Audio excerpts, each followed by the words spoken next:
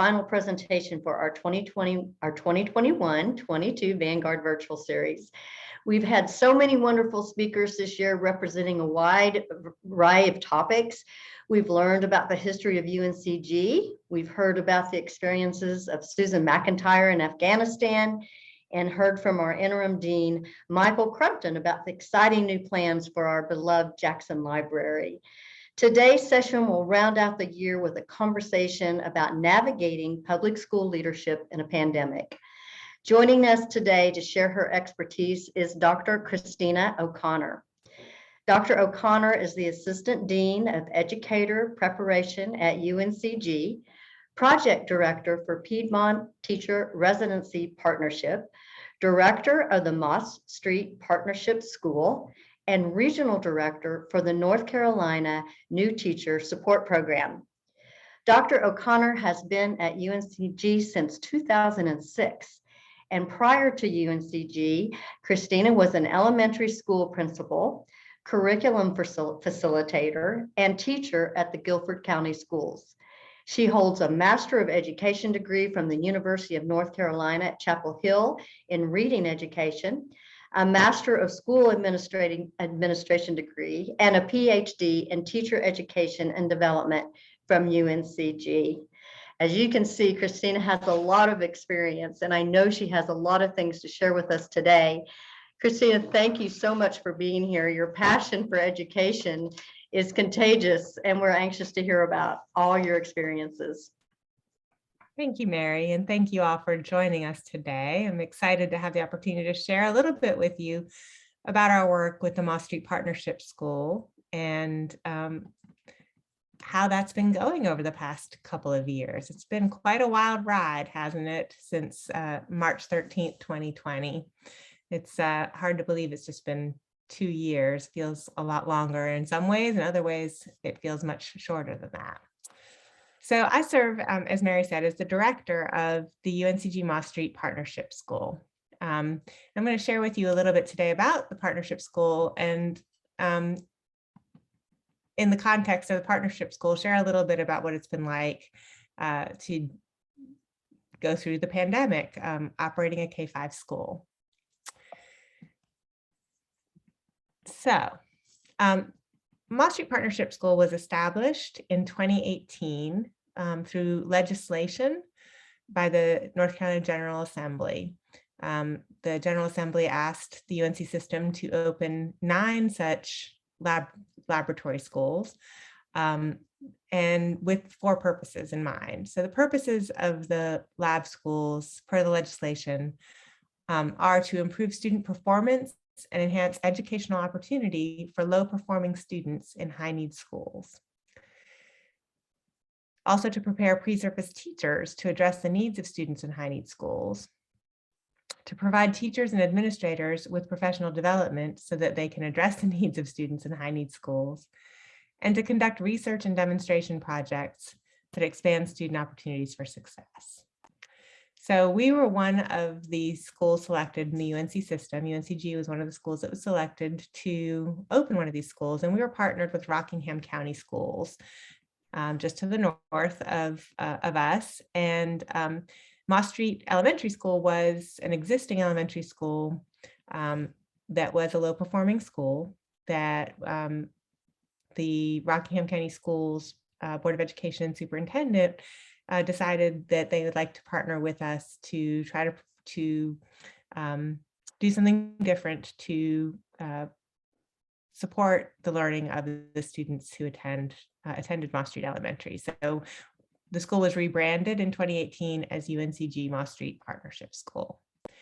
The school is operated by UNCG wholly, and the chancellor is charged by the legislation with operating the school, and he's designated the Dean of the School of Education, Randy Penfield, to oversee the operation of the school, and he in turn has delegated some of that to me as the director. We do have a principal of the Moss Street Partnership School who works with me, as well as an associate director for innovation and professional learning. And then we have an assistant principal and a student learning strategist. that help with the day-to-day operations of the school. So some things about the school. It is a school of choice, so parents choose for their children to go there. There is no attendance zone. The students who attend are either students who are low performing themselves or students who have been attending a low performing school prior to coming to the partnership school. The school is operated by UNCG, so all of the employees are UNCG employees, and they maintain their state retirement benefits, etc. I already told you that UNCG's chancellor is the school's executive officer, but he has delegated some of that authority to the dean. We do have a 10-person advisory board that is appointed by the chancellor, and the advisory board advises the chancellor on the operations of the partnership school. The school is funded from our state average daily membership funds from the Department of Public Instruction, so per pupil allocations, just like other public schools are funded, as well as from the local per pupil funds from Rockingham County, federal sources such as Title I and ESEA, IDEA, sources like that from federal sources. And then we do have some external funding in the form of grants. The legislation that established the schools also releases the school from some state regulations regarding the operation of schools. We basically operate like a charter school. We have the similar kinds of flexibility that charter schools have. So we are not obligated, for example, to follow the state state teacher-student ratios. So we're not allocated teachers in the same way that a traditional public school is. We can kind of decide. So we have a smaller class size than is typical in a traditional public school. We have some salary flexibility, those kinds of things. Currently, we have about 369 students. We have about 38 full-time professional staff.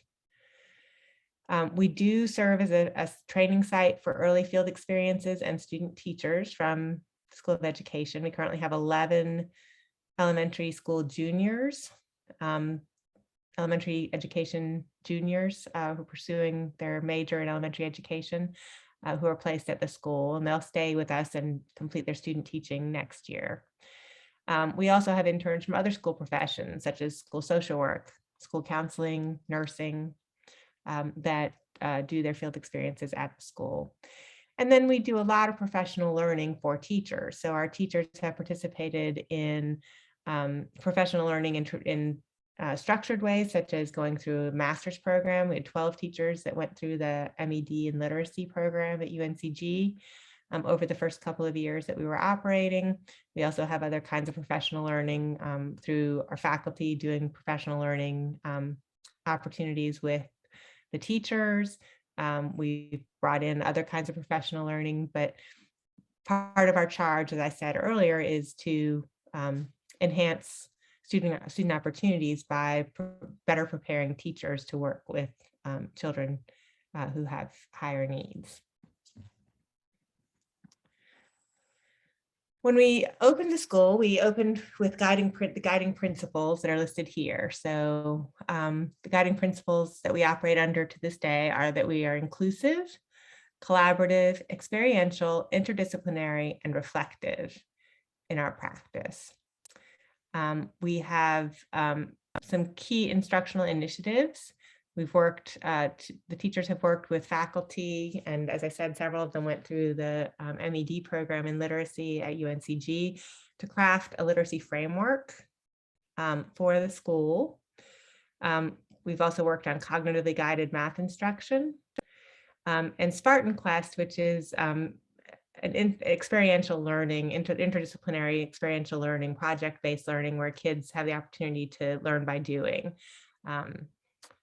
And then we've really focused on social and emotional learning. Even before the pandemic, we had a house system where children are, each classroom is assigned to one of 4 houses, and kids are selected by their teacher each month as a student of the month that's exhibiting whichever of our choices. Choices is our social emotional learning behavioral acronym. Each of the letters stands for an expectation, like honesty and integrity.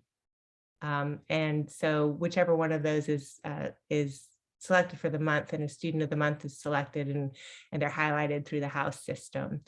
We focused on restorative practices and trauma-informed practice even before the pandemic. We recognized how important those things were.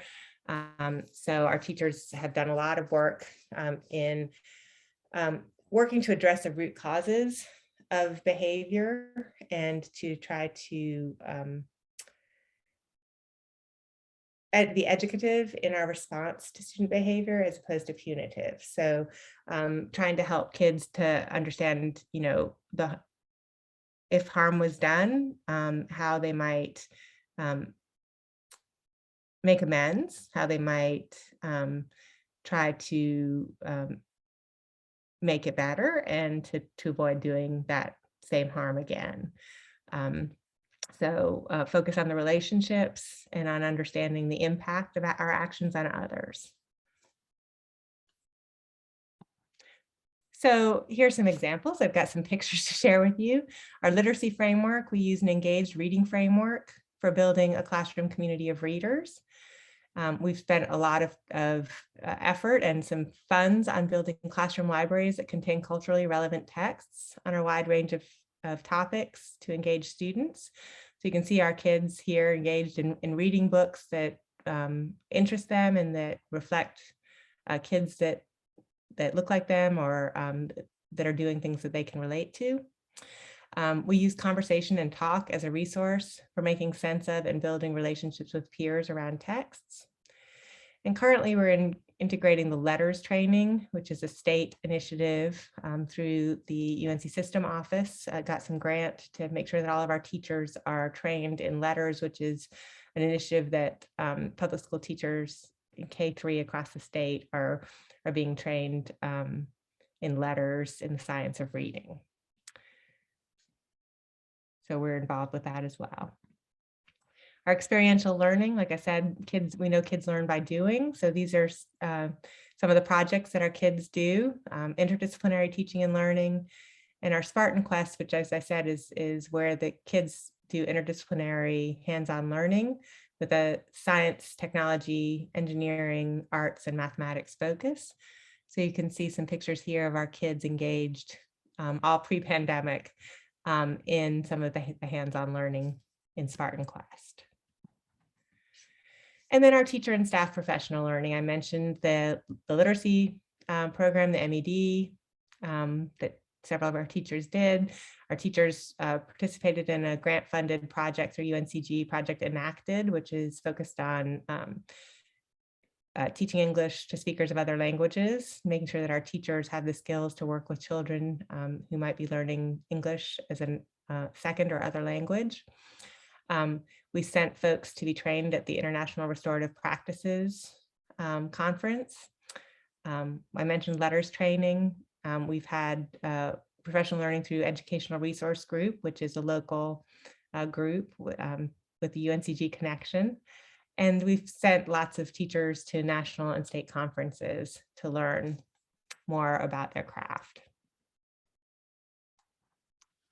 And then March 2020, March 13th, 2020, Friday the 13th, right? A day that will live in infamy, came about.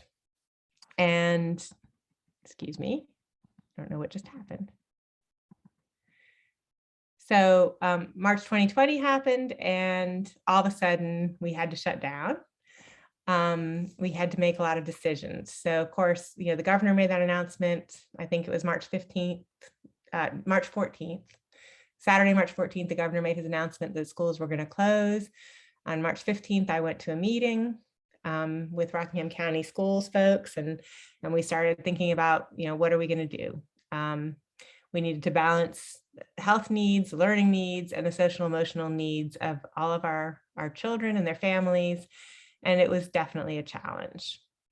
So initially in the end of that 2019-2020 school year in March, we just, we closed down. We have a one-to-one iPad initiative. So our teachers kind of scrambled. We figured out a way to safely distribute the iPads to children so they could have them at home. We distributed hotspots to families that didn't have internet access. And our teachers shifted to teaching virtually using Google Classroom. We focused extensively on making sure that we had two-way communication and feedback loops in place for children. We didn't want children to just be at home having to learn on their own. We wanted to make sure that they were having those interactions with their teachers every day. So we got through the end of that school year. And then over the summer, we did a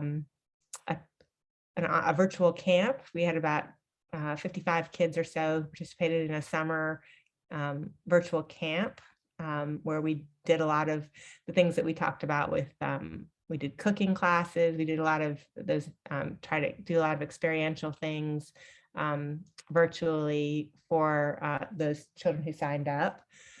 And then during this whole time, we're trying to figure out what happens now. Like, what does this look like? Pandemic's still going. What is it going to look like in the fall? What guidance are we going to get? And so finally, the governor and NCDHHS did give us some guidance.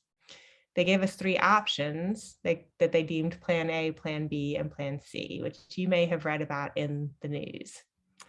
There were certain conditions that had to be met in order to operate under Plan A, which was school every day, in-person school every day, which we couldn't meet. So Plan A was not a possibility for us because we wouldn't be able to meet the social distancing requirements of Plan A, given the physical limitations of our building.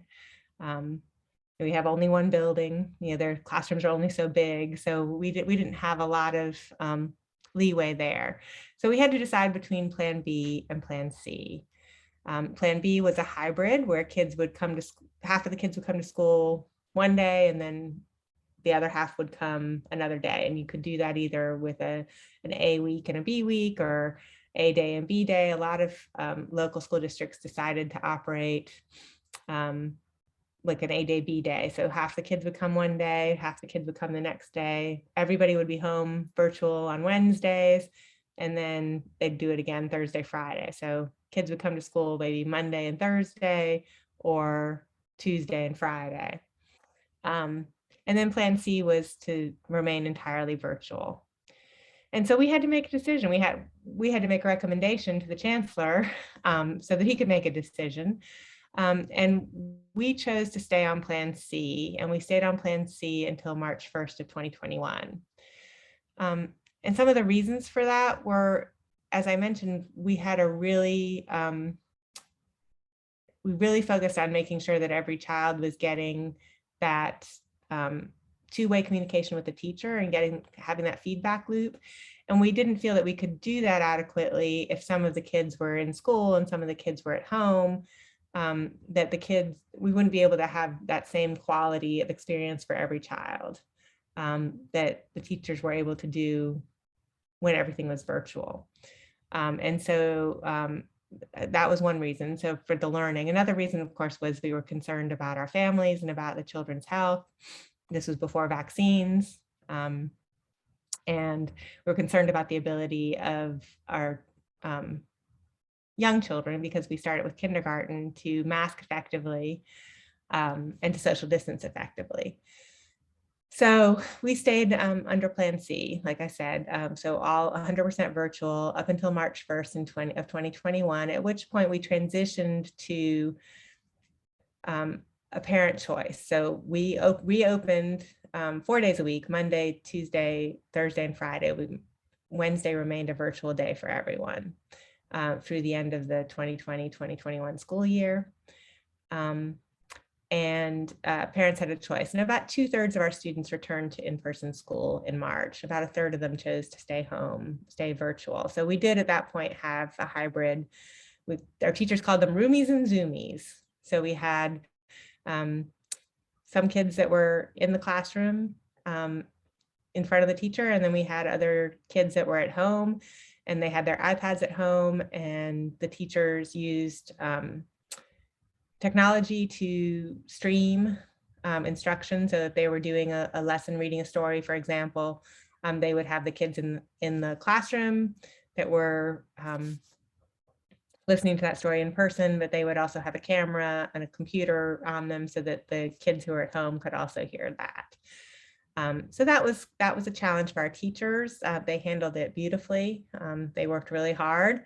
But that I'd say that hybrid period was probably the most challenging in terms of the demands on teachers. And then, of course, we had to help kids learn how to mask and social distance.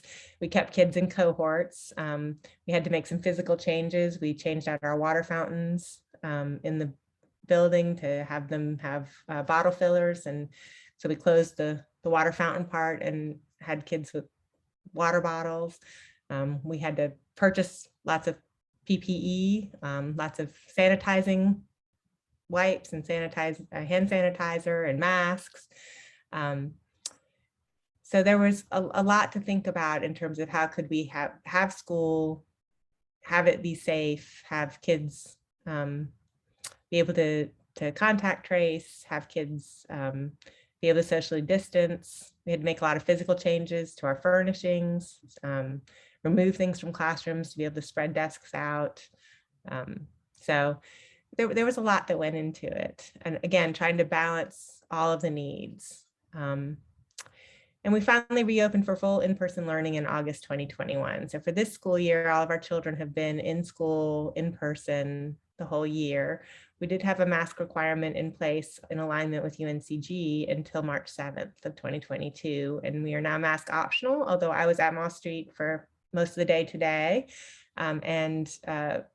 Most people are still wearing masks, but they are no longer required. So it's been quite a challenge over the past 2 years, trying to figure out, on top of all the challenges we were already navigating in terms of student learning and professional development and preparing future teachers and other school professionals and all of those things that we were charged to do when we opened the school in 2018.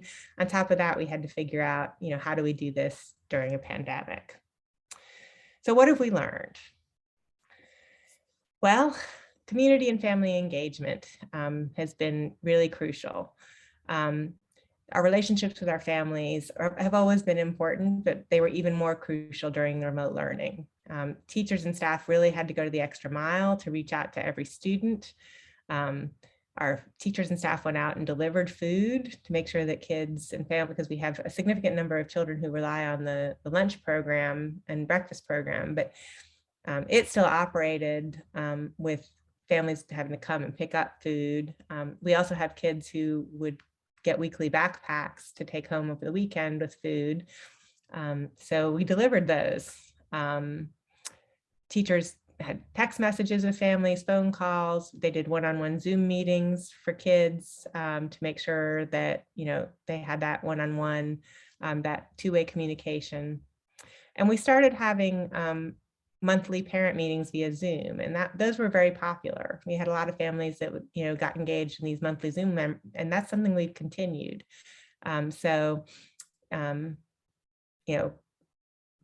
When I was in school, when I was a school principal, we had these PTA meetings, and in some schools they'd be well attended and others not so much. And I remember my mom always complaining when I was in, she didn't want to go to those things. It was in the evening and you had dinner to make and homework to do.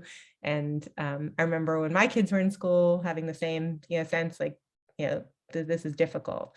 And so Zoom has actually been a real, really positive thing in terms of being able to stay in touch with our families and have these monthly meetings. And as we had them each month, they got, we'd kind of snowball and more families would attend those meetings. We did have some challenges with enrollment. Our enrollment dropped in 2020, 2021, and our funding is based on enrollment.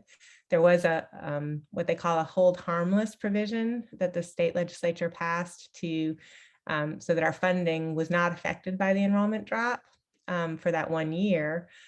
But we found, and this was statewide, not just at our school, but many people across the state chose not to enroll their 5-year-old children or even their 6-year-old children in school because school is virtual. You may not realize this, but in North Carolina, school is not compulsory until 7. So we don't have a compulsory kindergarten enrollment. Children don't have to come to school until they're 7. So a lot of families just said, well, it's going to be virtual. I'm not going to do it. So we did see a drop in enrollment at our school, and that was similar to other schools across the state. But in 2021-22, we had record enrollment in kindergarten. So our largest ever group of kindergartners this year. So that's a trend that we hope will continue. Okay, I don't know what just happened. Let me see if I can get that back.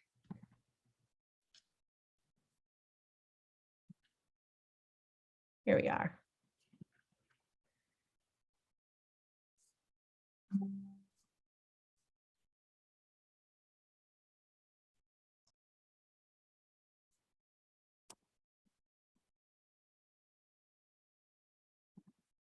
Sorry, lost my Zoom window. I told you that was going to happen. That's all right. Just making sure you have what you need. Okay. Here we are. Okay. So I think I accidentally hit something on my keyboard and lost my Zoom window, lost my share. Anyway, so some other lessons we learned around academic learning. I talked already about how we focused on ensuring that two-way communication between the teacher and students. But despite those efforts, we did have some students who just were not engaged in virtual learning for whatever reason. It wasn't working well for them. And we found especially that math was difficult to teach virtually. It's difficult to see what kids are doing, to give them good feedback on their practice and what they're doing. We did find that student grade level proficiency decreased, but we do have evidence that students made growth. So the state calculated growth scores from over a 2-year period. There was no testing done in 2020. But for those students who had testing done in 2019, so for our older students, our 4th and 5th graders, had test scores from 2019 that could be compared to their 2021 test scores. And we did, our students did make growth. So we've, those efforts in some, did pay off in terms of students' growth. I think, if you're following any of the news around education lately, social emotional learning was already a focus of ours at Moss Street, and it's now become a focus everywhere in public schools. The pandemic really highlighted the need for attention on social emotional learning for everybody. Since we've returned, we've adopted a CASEL-approved social and emotional curriculum called Second Step. So in every classroom, we have regular lessons to address the development of social emotional skills, to address bullying prevention and problem solving. And this is in addition to our restorative practice work that we were already doing. We were able to provide last year through a partnership with In Her Vision, which is a nonprofit. We were able to provide eye exams for every student, comprehensive eye exams for every student whose family wanted, and for their siblings. 119 children were screened, and they received, those who needed glasses received those at no charge as well. So we had 84 pairs of glasses that were provided. We have a really blossoming partnership with the School of Nursing. We have for a school health coordinator, and for currently that position is vacant. However, we have a postdoc scholar from the School of Nursing who's been volunteering her time 3 days a week to come to the school to help us address the health needs of our students. They've recently purchased a vision screening, the School of Nursing purchased a vision screening machine to be used at Moss Street to make sure that all of our children vision is attended to. We also have a partnership with the UNCG Psychology Clinic, where they're able to provide both psychological testing for those students who need that, and also provide mental health support in addition to our school social worker and our school counselor.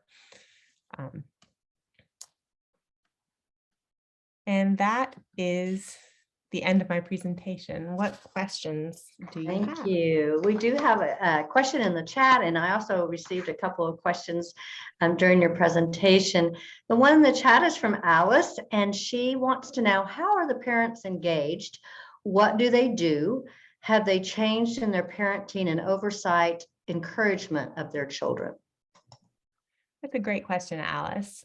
Thank you. I don't know that we have really good measures to know how parents have changed. What we've seen is a change in the level, so of participation, so in those events, in the parent council meetings. So what we've seen is increased engagement with the school, and we've had parents get engaged in leading some of the kinds of events that you might see in schools, parents being involved with teacher appreciation. We did a trunk or treat event at the school this past fall that the parents helped to organize, those kinds of things, which is a change for Moss Street. So, Moss Street didn't have a particularly active parent-teacher organization previously. So we've seen parents become more engaged. The other thing we've seen is the parents are engaged through communication with the teachers. So those relationships with the teachers are really important. And the teachers really got to know, really got to know parents better through the process of remote learning. Because, instead of the kids just coming to school to us, if the kid didn't show up on their Zoom meeting, the teacher had to reach out to the parent. And so those relationships strengthened between those interpersonal relationships between teachers and parents really were strengthened.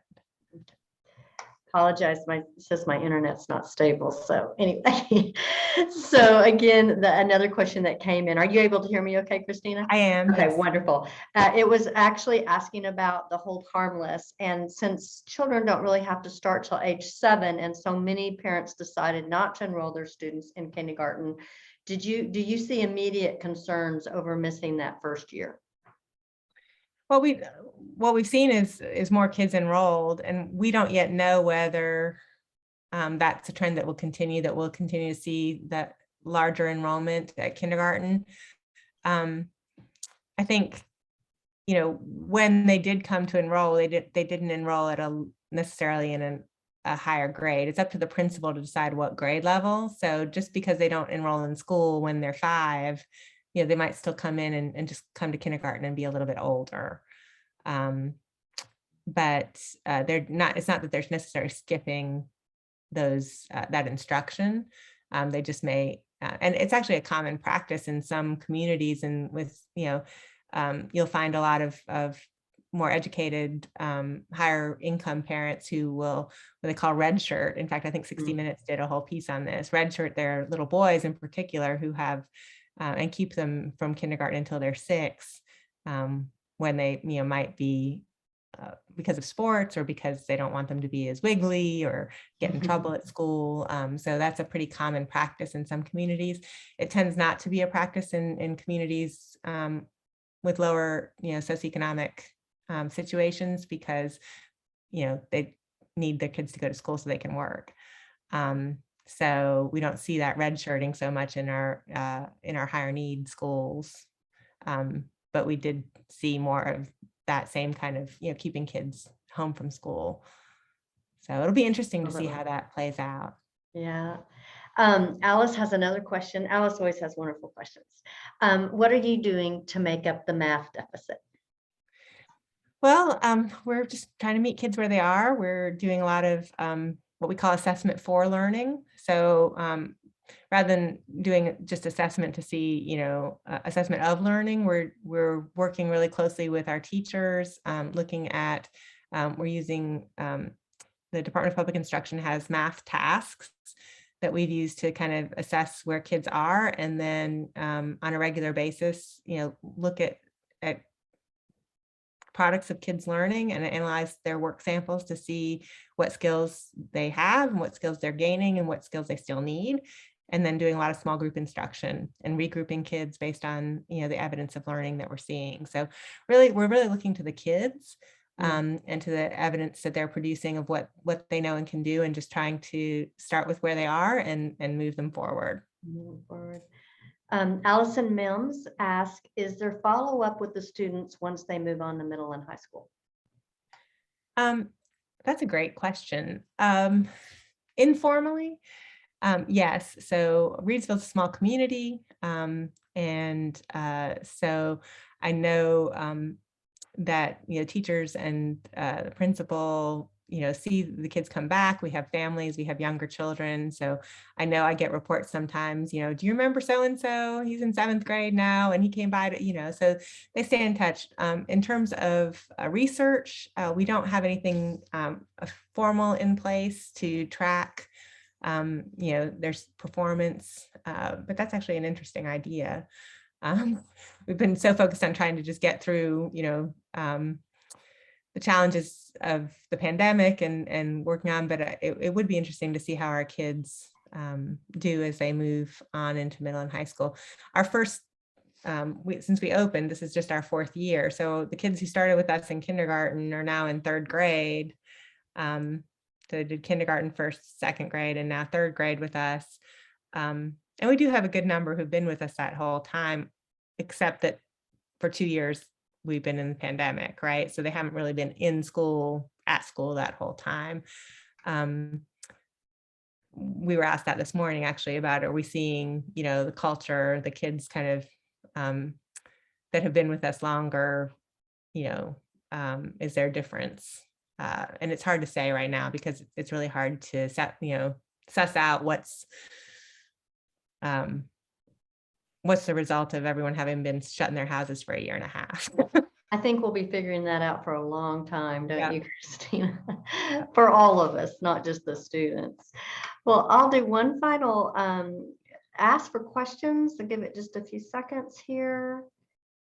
And,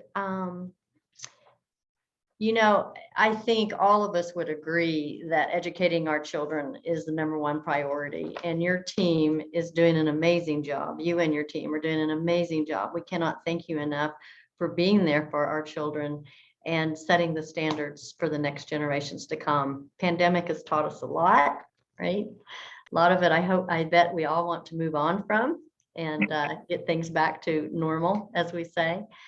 So thank you, Christina. But before our audience leaves, we have a special treat again. Kathleen Smith, our university archivist, is going to join us just for a few minutes following Christina's presentation. And she's going to share a little bit of history about pandemics on campus at UNCG before, who knew, right? So thank you, Christina. If I don't get to tell you thank you, we appreciate you being here. And I hope everybody stays on for Kathleen's presentation. Hello, I'll just pop in for a few minutes, but I think that y'all were going to share my screen. And I thought I would pop in with kind of a related topic, which was the challenges of pandemics. And we are certainly not new to pandemics in the state and even on campus. And I wasn't sure, y'all may have already heard of that, but I thought I would just catch us up with that. You can change slides for me.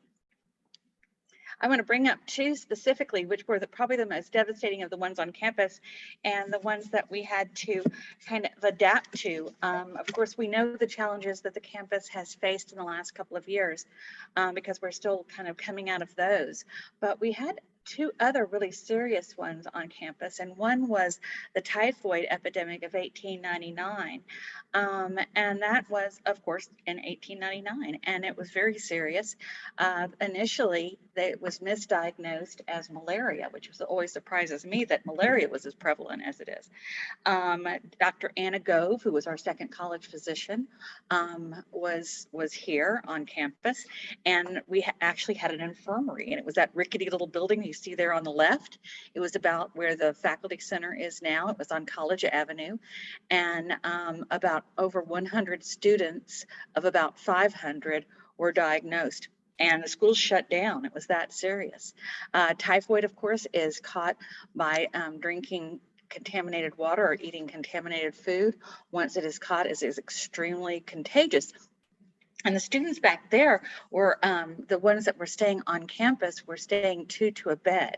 So it was extremely contagious once they got it.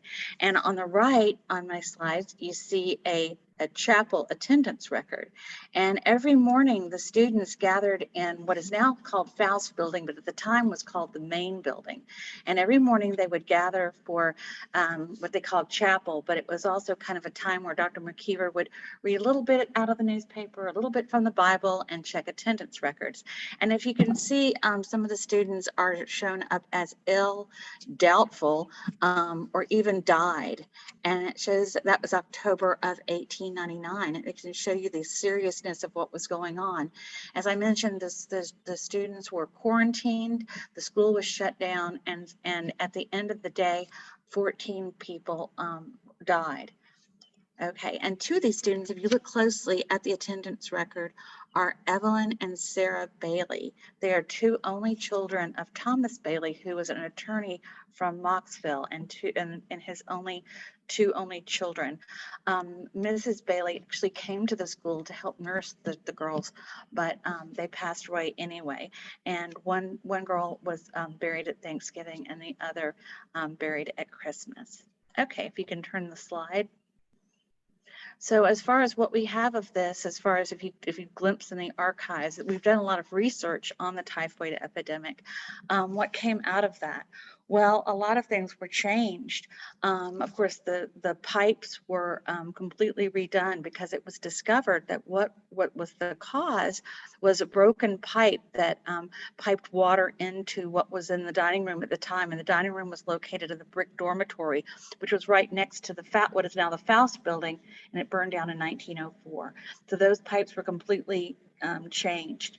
All the bedding was completely burned, and from then on, all the students got separate beds, which is understandable. There was even a question if the school was going to be reopened, which it was. A $5,000 grant that was going to be put toward a new gymnasium was put toward having the school reopened.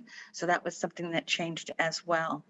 The student building, which was located about where the alumni house is now, well, maybe a little further over, maybe over to where maybe the Minerva statue is at this point. And that was, they designated a room that was in honor of the Bailey girls, and two oil portraits were painted in their honor.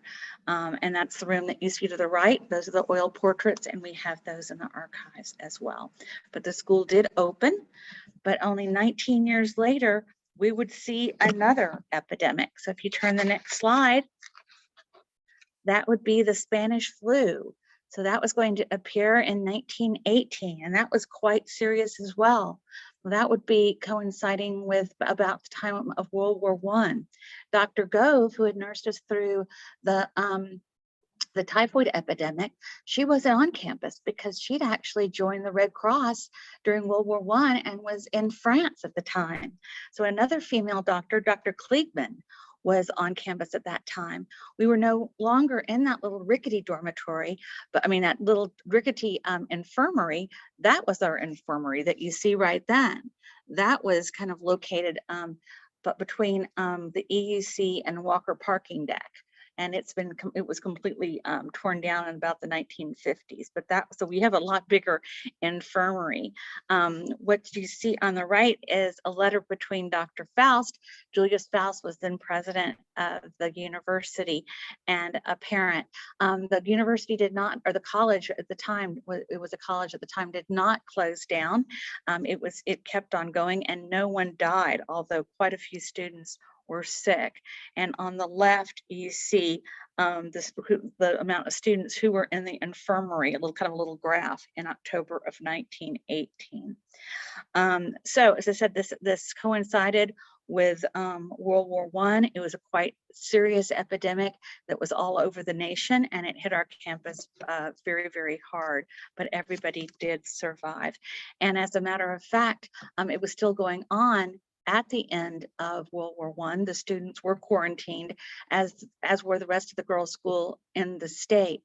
Dr. Faust was one of the few presidents of the girls' schools in North Carolina that allowed the girls to break quarantine when the armistice was declared. And there was a big parade in downtown Greensboro, and Dr. Faust let the students actually go down and participate in the armistice parade. But so this is actually the third really large pandemic that the school has suffered through in the last 100 plus years. So a little bit about the history of pandemics on our campus. Kathleen, I always learn from you. Thank you. You bet. So much.